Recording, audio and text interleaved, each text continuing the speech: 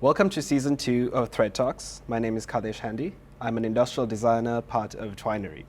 Today we are joined with Anupama Fernando. She's a digital evangelist driving future-proofing strategy and adoption in product creation.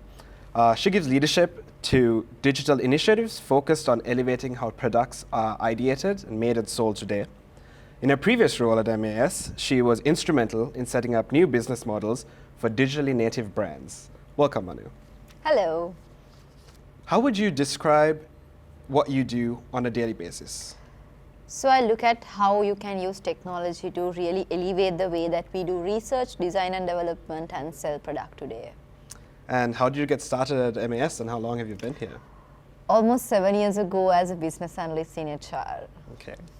Tell us something you saw or read recently that has really resonated with you. I'm going to give you a term which is shoshin, right? So that means a Japanese Zen term to mean having a beginner's mind.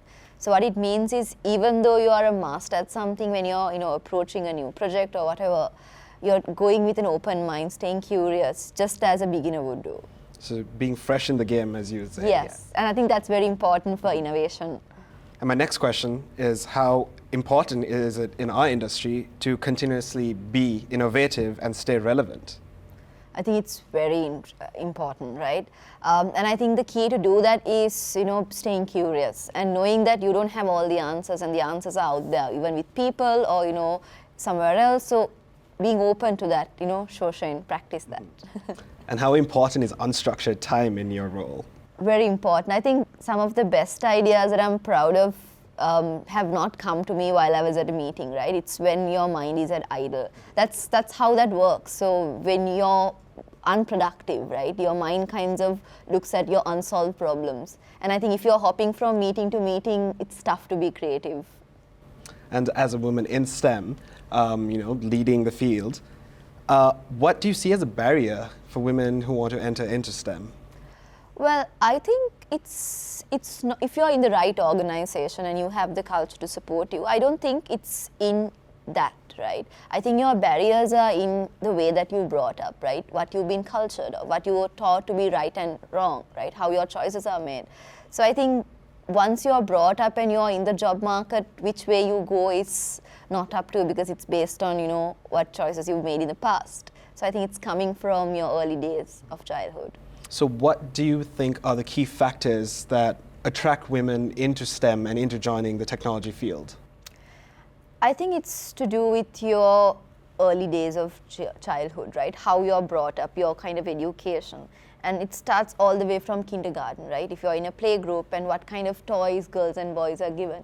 And if the boys are, the ones that are, breaking the toys apart, putting it back together, and the girls are, busy cooking and playing with dolls, how would they kind of get into STEM? Because that curiosity is to be built at young stage, and girls should be taught it's okay to, go into different things than what it is told. So I think that's where it starts. And once you pass that stage and you come to the job market, your, life is pretty much set there. Then you can't shift gears much. So it's encouraging them at an early stage in life. Yeah.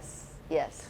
So how do you keep being heard in an industry that is dominated by these giant brands and traditional corporations?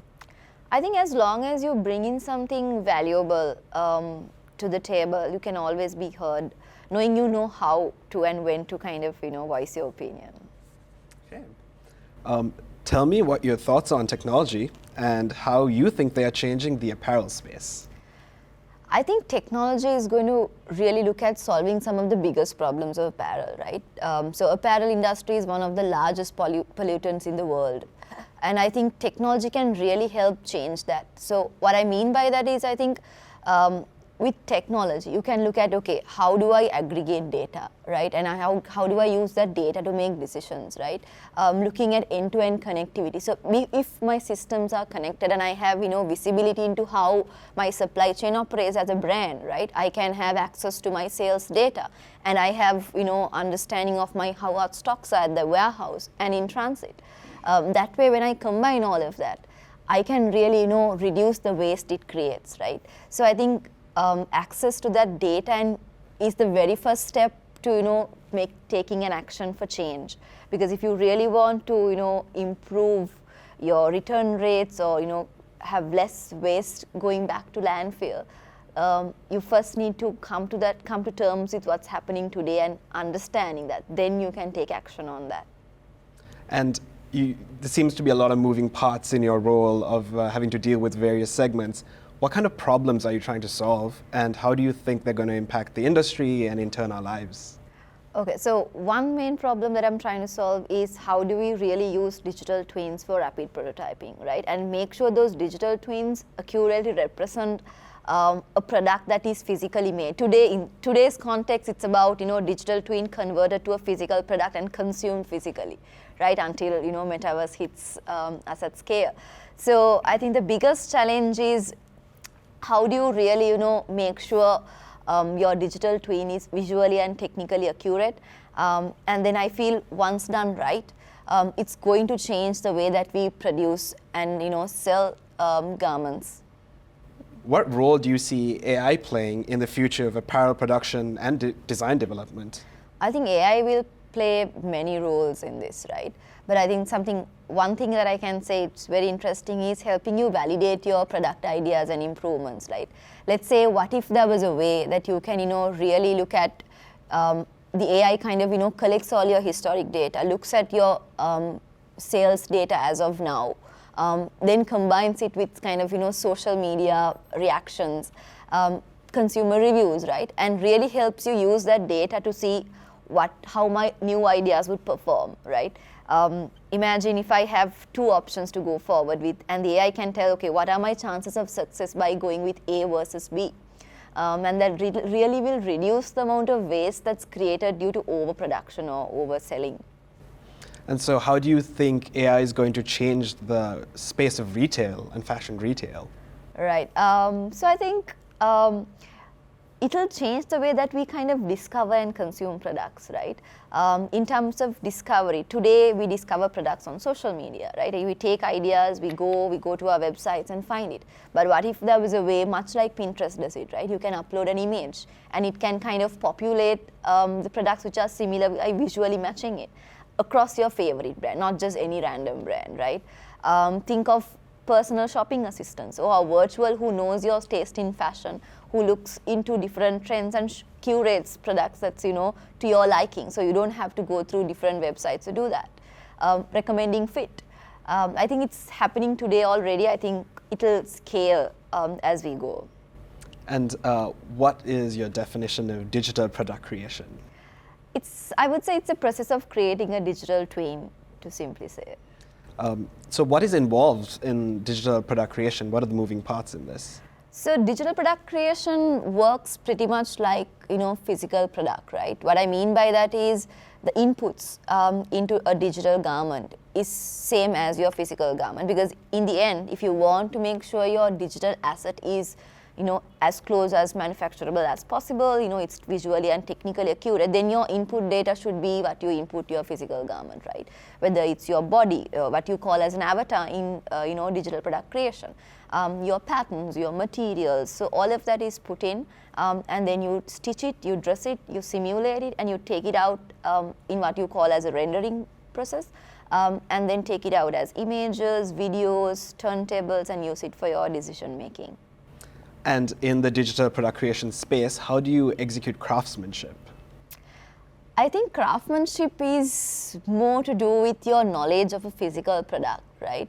Or your product knowledge, regardless of whether it's physical or digital, right? So I think your ability to translate what's in physical, digital comes from that knowledge. And I think digital, or the tools that you have, it's only a means to an end, right? It's in the hands of the artists. So I think that's, if you want to represent modern craftsmanship's digital, it's about your knowledge in product. And with that knowledge in product, how do you see the space changing in how we create product from a digital sense into the physical world? So I think with digital, right, just like with any technology, it's going to change. It gives you the opportunity to relook at how you do your work today, right? So in DPC, right, with 3D, what you can do is now, do I need to really wait until I produce the garment to sell it, right? Can I bring it forward? Can I start selling my idea once it's ready as a concept? I don't have to wait until it's fit approved and go until all of that stages. I can start my selling at the very beginning, and maybe getting feedback from my buying teams or consumers, so that I can really fine tune the final garment. And I think that's a very interesting change that's coming.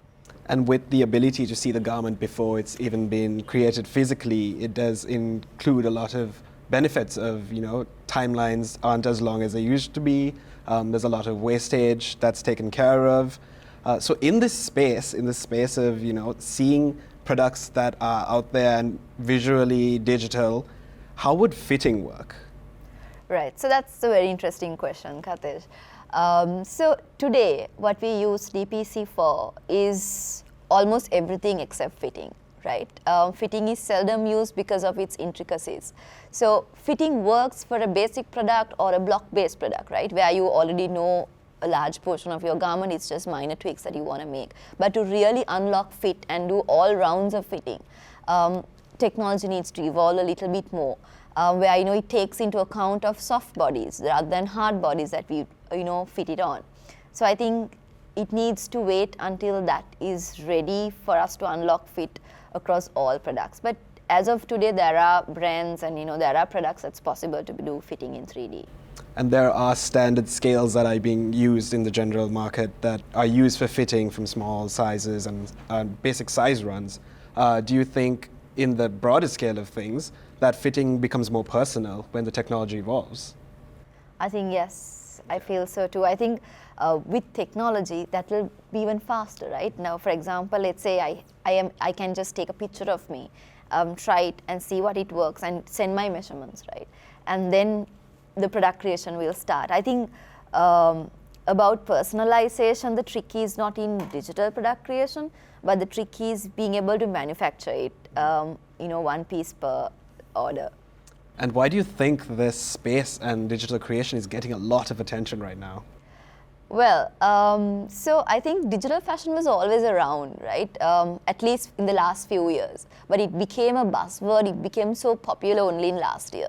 And I think very interestingly, I read an article just today morning, which was speaking of we are in the age of acceleration, right? So what that article says is that, sometimes technology, digital fashion or something else, tends to kind of fly under the radar until someone or something kind of picks it up, and now it's hitting the world by a storm, right? That's what we are seeing right now. Everybody is speaking about it. Everybody wants to kind of have a piece of it.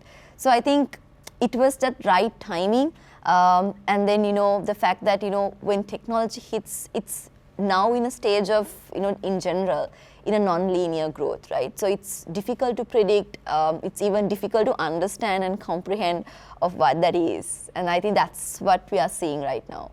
And with having to predict trends, what do you think are the biggest trends in digital production creation in this day and age?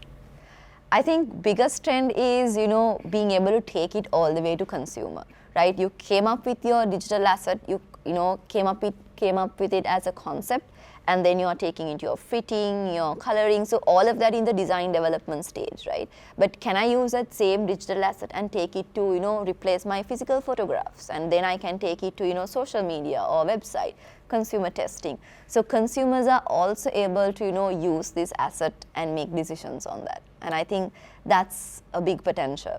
So it's also the inclusion of the rapid prototyping, as you said, taking a prototype direct to consumer in a short amount of time or shorter than usual. Yes. So what if there was a way that, I come up with an idea, the consumer kind of, tests it, maybe just, use it in an AR, overlay it, see what they like, and maybe you do that for thousands of consumers, take that reading and then start your product, right? So your success is already calculated. And are there big brands or companies that are kind of leading this space in digital creation? So in terms of digital fashion, Katesh, there are plenty of companies. I think some of my personal favorites are Fabricant, right? So they are a digital-only fashion agency. So they are on this mission to create, the wardrobe of metaverse. Then there is Digitals, right? Which kinds of, it's a digital-only model agency, right? They launched the world's first digital model called Shudu, and she's very famous. She was featured in Vogue. She has her own Instagram account. And then virtual influencers, right? There is this girl called, I think, if I'm not mistaken, 21-year-old girl called Michaela, who has 3 million followers, and she doesn't exist, right? And then Artifact, right? Nike acquired this virtual sneaker company, and they created the first Nike virtual sneaker called Crypto Kicks. So I think this space is very interesting, and a lot of companies are coming into this space and opening everyone's eyes to what's possible in digital fashion. And with this rapidly growing space and the creation of product in virtual reality and in these digital scenes, do you think it's going to one day replace tangible clothing? No, I don't think so. I think, if you look at clothing, it still serves the purpose as functional garments, right? So I think that will still remain. If at all, it will be more of a hybrid solution, right? Where you have your physical garments, but it kind of, complements your digital personality as well. What role does the apparel industry, based traditionally on craftsmanship and valuable natural resources up until recently, play in the digital scene, in the digital fashion world? So I think that's a very interesting yet challenging time for apparel manufacturing, right? If you look at our expertise is in precision to fit. Innovative materials, being able to, kind of improve performance of a garment. But if some of these garments are only going to live digital, none of these matters, right? So how do you kind of, pivot into a different business model? How do you kind of, leverage what's coming up and have a stake in that as well? But if you really look at, sometimes garments are bought not only for functional purpose, right? It's about, feeling confident, feeling beautiful, fashionable. That need will still remain in digital fashion. And if you, pivot yourself to that, while you have your physical products, you have digital products translated into physical, that will remain. But in digital only garments, I think it requires a fresh thinking. And that's not very easy for, legacy companies who've been, whose only knowledge comes from physical product expertise. So do you think that these companies that want to enter into this space have to think about changing their direction, kind of changing their thought process to adapt a new way of thinking, a new way of life that has been coming up in these past couple of years? I think yes. I think even outside of digital fashion, right? To stay relevant, you need to stay agile and flexible. And your thinking, you should be able to learn quickly and move on. And pandemic showed us that, right? It kind of broke our thinking of what worked in the past is not going to work in the future. So just like that, digital fashions means a new business challenge and opportunity. So I think it requires you to shift gears and first educate yourself of what this is, and because this space is very nascent, right? It's still evolving, and it's still not at a mature stage to really say this is the exact way it's going to settle down in. So I think the role of apparel manufacturer, any company that kind of wants to get into this space, is about learning and observing what it is, and having that open mind about being flexible of how you want to go about. And do you think companies that are in this space right now and have had the first foot in have the ability to kind of dictate what's going to happen in the next couple of years? I don't think so, because I think, yes, there might be some kind of first mover advantage. But I think, this space is changing so much, faster, and a lot of people are coming into it. So I think everyone can have a piece of it as long as they know what is an opportunity and what is a hype. Right, because it's overhyped right now, and everyone speaks of metaverse, and everything which is digital is metaverse, which is not the case. So I think having that clear knowledge of what this is what's going to differentiate you. So let's talk about the metaverse. What is the metaverse? Well, there is no proper definition to metaverse, right? It's very loosely defined. So just to put it gently, it's more of a convergence of digital to physical world, right? We are looking at, and it's empowered by Web 3.0, right? So Web 2.0 brought the social media, right? Social web. Web 3.0 is like going from 2D environment to 3D. So if your content is three-dimensional, the way you shop, work, play, right? Your Zoom meetings could be very different, right? And that and it's taking us to a far more immersive experience than we know of today. So I think metaverse is something like that. So how do we as consumers get access to the metaverse? Well, there are different ways, right? You shouldn't think of metaverse something only like Ready Player One, right? Where it's just virtual world, you wear your headsets and you're there, you're disconnected from the world. It's more than that. It's a mixed versions, right? There is virtual reality, there is AR, right? Where you have your shoppable content, you're on Snapchat, wearing certain things. Mixed reality experience. So I think there are different ways consumers can get into the metaverse and different devices on getting into it. So with the development and growth of the metaverse, do you think it's going to be one world run by a corporation? I hope not. So I think in the future it might be a mix, right? There might be centralized metaverse, something like from Facebook, who's now called as Meta. There's also going to be decentralized metaverse, or there'll be multiple metaverse or virtual worlds, right? And some might be decentralized, some might be central. And how are some fashion brands experimenting within the metaverse? Well, I think a lot of brands today are focused more on building for the metaverse, right? So what I mean by building is, we can see, very recently we saw how Nike hired a chief metaverse officer, and that was followed by many different brands who are, hiring for either metaverse, Web 3.0, or some kind of immersive experience. How do you really gamify your product experiences, digital product creation. So I think seeing these leadership roles, what it means is a lot of brands are trying to educate themselves, build the skills and capabilities needed to get into that. And I think it might be until next year or year after while we see the outcomes of this. So in the recent years, very recently we've heard the development of NFTs, a concept where, art and production is digital now and you can own a piece of digital content. How does this affect or translate into the fashion industry? Right. So I think non-fungible tokens, if you look at it, why it is so popular, right? It's about being able to claim ownership to something, right? You can really trace it to the authenticity of what you own. And what does it mean? So it's pretty much just like you said, right? It's pretty much like a collectible, right? So people take pride in having, one-off limited, art pieces or antiques or whatever. So same way, you have your digital collectibles as well. And what it means of fashion is you can launch limited editions, right? People can own them and say, look, I only have, the one I have is one of 10 Gucci's limited edition handbags. And you can show it to the world. So I don't think the platforms are democratized yet or popular enough for you to kind of showcase what you own. I think it will get there, and it's changing really fast. But I think the opportunity for fashion brands is to, really start selling high-end, highly priced items which will be very scarce. So what technologies do you think need to improve to make the consumer more integrated with the digital world? I think it's about accessibility. So today, accessing NFTs or purchasing an NFT is a complex task, right? You need some kind of a knowledge. You can't just decide and go and buy, right? So I think making that process far more simpler so that every, day in and day out, you can go purchase, do whatever you want.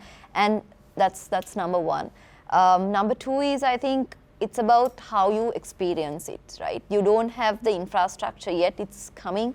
So that experience it's not in the way that it's supposed to, right? Let's say you see it from your phone, it's quite limited, right? You have your headset, but it's not the full experience. So I think the infrastructure really needs to develop for you to truly experience the metaverse.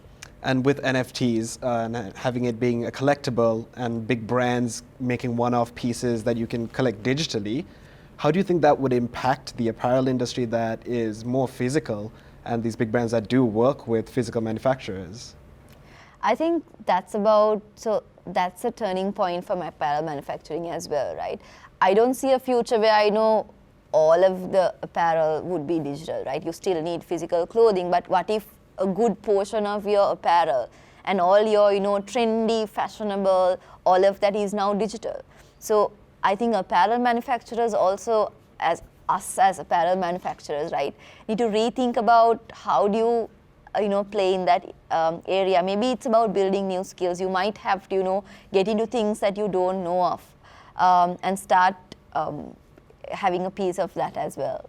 And being big players in bridging that gap as well does come with its advantages, because we can suddenly look at digital production and be able to translate that if and when needed, but not on a ready, set, go basis. Yes, because I think the first step to get here is having your fundamentals right, which is your digital product creation. So this is something we already have, right? You have 3D artists, they know how to build garments digitally, but now you need to shift gears, because you're not building to convert it, not always to convert it to a physical product. It might be digital, and your boundaries of digital garment is very different to what your physical boundaries are, right? It doesn't have boundaries. It's not supposed to. So I think you need to take that pivot, and it might require different set of skills to do that. Thank you. This is very insightful stuff. Thanks, Anu. Thank you. Thanks, Katish.